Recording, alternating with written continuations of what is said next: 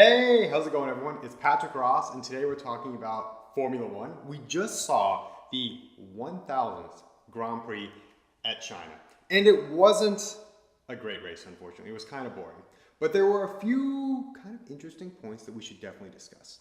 First, I want to talk about the results of this race. We saw Mercedes lock out the front row in qualifying. Bad boy Bottas was on the pole. Lewis Hamilton was in second place. And that's the opposite of how it turned out in the race. Lewis got away much cleaner than Bottas, led into turn one, and was gone. So Lewis won the 1000th Grand Prix. Bad boy Bottas unfortunately finished in second.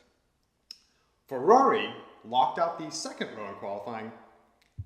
Vettel finished the race third, but there was a little bit more to this story, and we'll get into that. A little bit lower down the order, in the Formula B category, or Formula 2, if you will, we saw Danny Rick getting his first points for Renault, finishing in seventh. He started in seventh, had a very clean race, no problems. 8th, 9th, and 10th were all taken by different teams. We had Sergio Perez, we had Kimi Räikkönen, and finally we had Alex Albon, who actually started on pit row, picked up 10 spots during the race. One interesting thing was the split in strategy. So the top three teams, Mercedes, Ferrari, and Red Bull, all employed a three-stop strategy. So they started on the mediums, the C3 compound for this particular track. They switched over to the hards, the C2, and then they finally finished back with the mediums, the C3.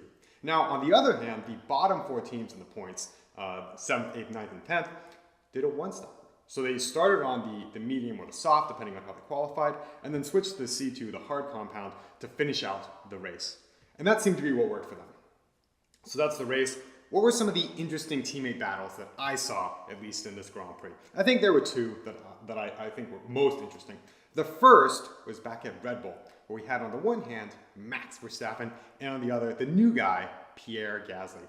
And Pierre had a pretty tough time of it again here in China. He qualified 8/10 down on his teammate with the same tires, the same car in Q3, and that's rough. Now, within the race, he wasn't bad, but he wasn't good. He got a point for fastest lap after he's pitted for a third time to pick up the softest tire, the C4 in this particular track, but he never really troubled for C5. On the other hand, Verstappen had a very solid race. He split the Ferraris, moving up from his starting position in 5th to finish in 4th. The other teammate battle that was interesting was down in Renault, where Danny Rick qualified in front of Hülkenberg. He finished, I think, 4/10 faster in Q3, got that 7th spot, and that was key because Hülkenberg got passed by a flying Sergio Perez on the first lap and then faded in the race. He was stuck in 9th. He couldn't get back past Sergio Perez, and then ultimately he had an MGUK failure, had to retire the car. So Danny Rick had a better qualifying, had a better lap one, stuck it in 7th, finished there. I think in this particular race, had the upper hand edge on his teammate, Hülkenberg. Those were the two, I think, key teammate battles. What were some of the spicy moments? What were some of the controversial times of this weekend? And there were two. There were definitely two moments that I think we all were a little on the edge of our seats to see what would happen. The first one was actually in Q3, where the team somewhat idiotically led away their cars a little bit too late. It might have been a clever ploy by Mercedes to have a very slow outlap, or it just might have been some idiocy by the teams. In any case, several of the cars weren't across the line in time to set their final time within Q3. And specifically, there were two drivers who were kind of close. On the one hand, we had Vettel and Max Verstappen. And Vettel was behind Verstappen, but he realized and was told by his team that he needed to go quickly and if he wanted to set that final lap. So he passed Verstappen right at the final corner before you sort of need to go flat out.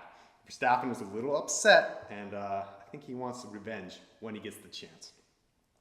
The other controversy, and the much more spicy, probably the takeaway from this weekend, was team orders at, you guessed it, Ferrari. So we had Vettel starting in 3rd, but he got passed, actually, on the first lap by his teammate, the amazing Monegasque Charles Leclerc. Once Leclerc was in front, he definitely held on to the position. He kept it cleanly in front of Vettel, but the team ordered him to step aside to let Vettel through.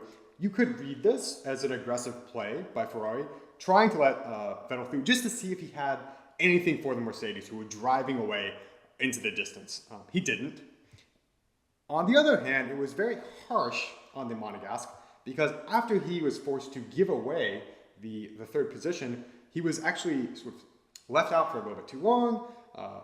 Verstappen was able to come in, undercut him, and move up into fourth, and then Charles never really had a chance to attack for that position. And so he went from third on the track to, because of these team orders, ending in fifth. And he also lost his, for what could have been his second ever podium in Formula One, very harsh and a very controversial moment. So with that sort of summarizing the weekend, what are some of our takeaways? What do we know? What did we learn going forward for the rest of the season? Well, I think we can safely say after 3 weekends of 1 and 2 finishes, Mercedes is the team to beat. And I know everyone hates hearing that, but they are for sure the car that everyone else needs to look out for. They've got this speed, particularly in the corners, and they also have the reliability. Speaking of reliability, we learned never to trust Renault because they failed yet again.